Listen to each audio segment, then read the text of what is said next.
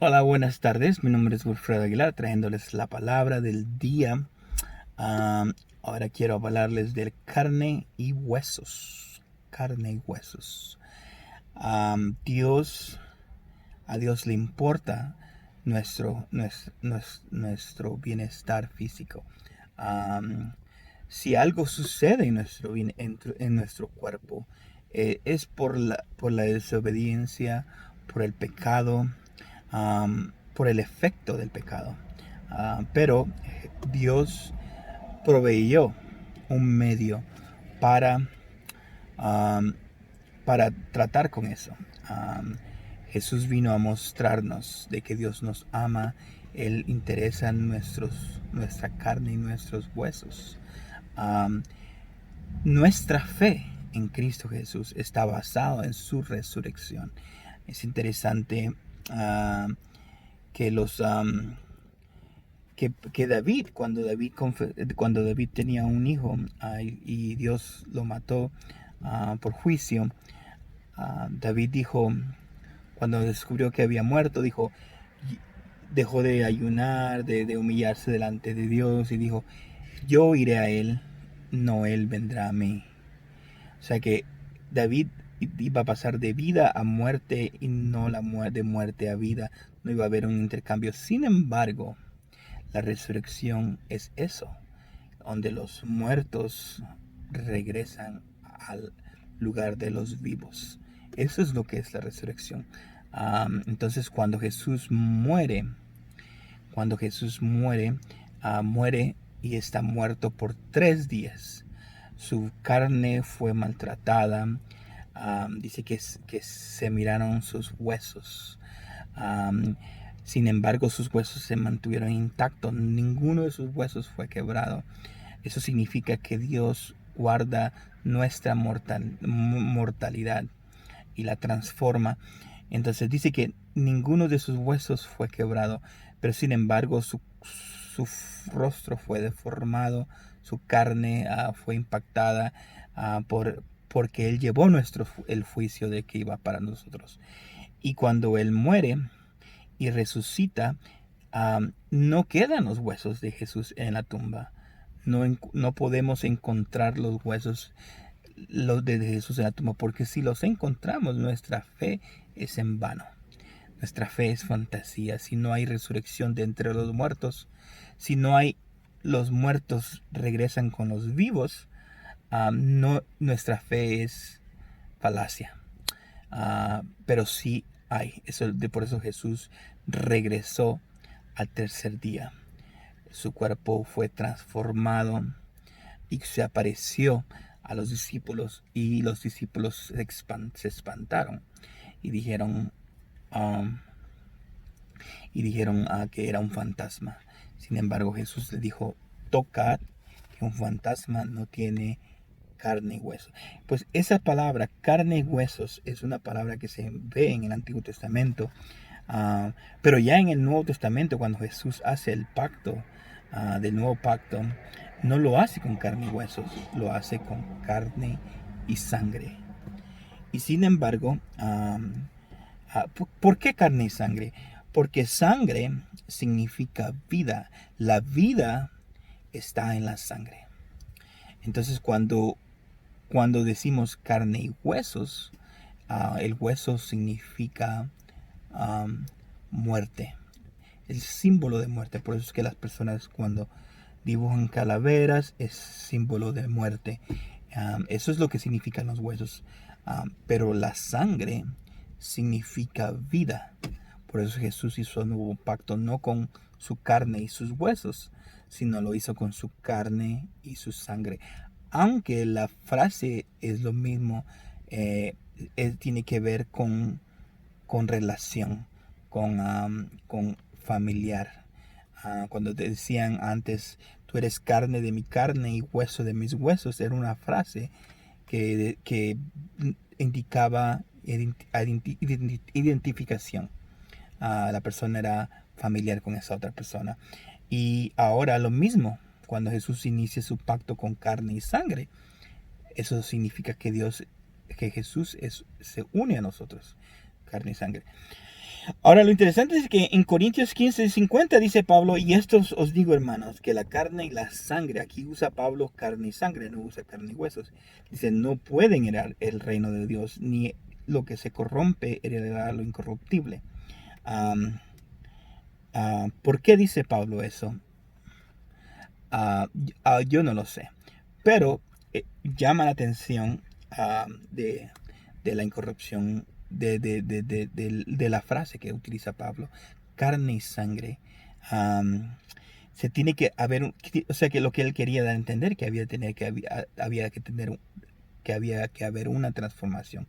Ahora, Lucas 24, 36, 51 dice, mientras ellos relataban estas cosas, Jesús se puso en medio de ellos y les dijo, paz a vosotros. Pero ellos aterrorizados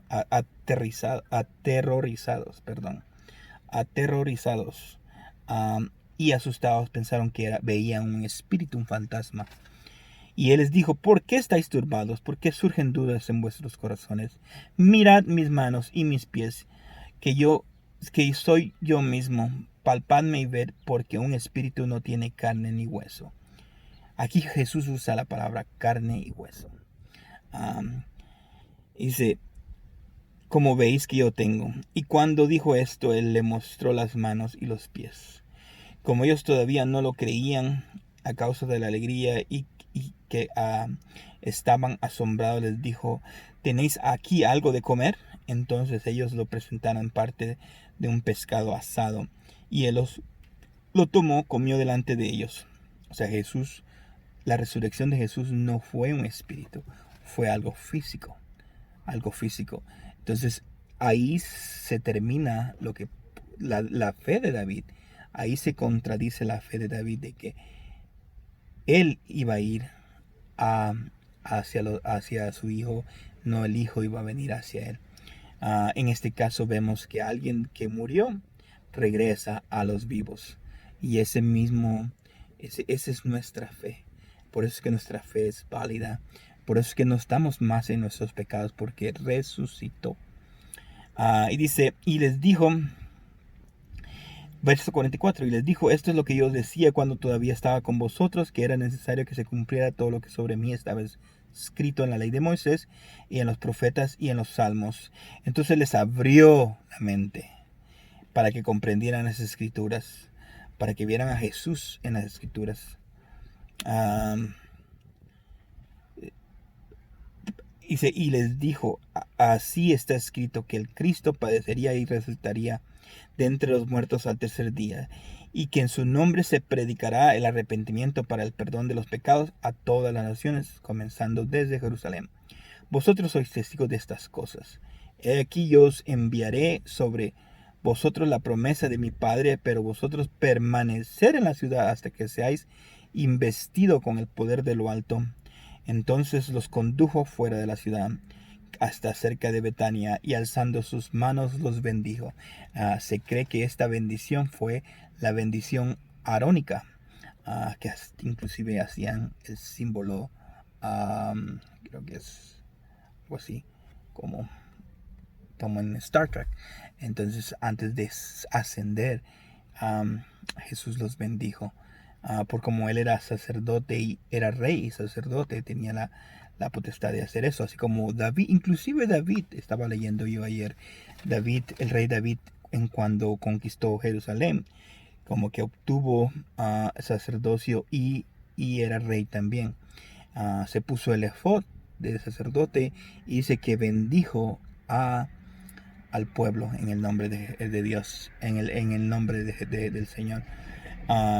Y dice, y entonces los condujo fuera cerca de Betania y alzando las manos los bendijo, y aconteció mientras que los bendecía se separó de ellos, fue llevado arriba al cielo. Entonces fue llevado, sabíamos que tenía carne y huesos. Huesos es lo más mortal, que se representa la mortalidad de una persona que vive. Sangre sabemos que es la vida. Entonces, ¿qué es lo que a Pablo se refería? No sabemos. Bueno, yo no sé. Pero lo que sí sabemos es de que Jesús resucitó físicamente, que resucitó físicamente, que contradice lo que David creía, la fe de David, que él iba a ir a su hijo, no su hijo iba a venir a él. Se contradicen. ¿Por qué? Porque Jesús resucita de entre los muertos. Y esa es nuestra fe. Esa es nuestra fe. Si no creemos eso, estamos todavía en nuestros pecados y no hay perdón. No hay perdón porque no resucitó. Entonces Jesús resucitó por nosotros, para que fuéramos justificados. No permaneció en la muerte, resucitó. Significa que es nuestro recibo, que ahora estamos justificados delante de Dios. Es interesante la frase, verla en el Antiguo Testamento, huesos y carne y huesos, y ver el sacrificio de Cristo, que es carne y sangre, carne y vida, y cómo Jesús se aparece a los apóstoles y les muestra sus heridas. Es interesante que podrían haber sido cicatrices. Podrían haber sido cicatrices, porque no una herida no fresca, sino una cicatriz del hoyo y de las heridas en las manos. Pero no significa que no tenía sangre. Es algo físico. Su cuerpo no quedó en la tumba, sus huesos no quedaron en la tumba, su cuerpo resucitó. Ahí se quiebra lo que el mundo todavía no ha experimentado, de regresar de la muerte. Jesús lo hizo al tercer día, y por eso ahora Él es las primicias. Y dice la palabra que Jesús es el juez de los vivos y de los muertos. Juez significa que Él determina quién muere y determina quién vuelve a la vida. Te dejo ese pensamiento. Que Dios te bendiga y te dé muchas bendiciones en el nombre de Jesús, del Rey de Reyes y Señor de Señores. Te veo mañana. Bye bye.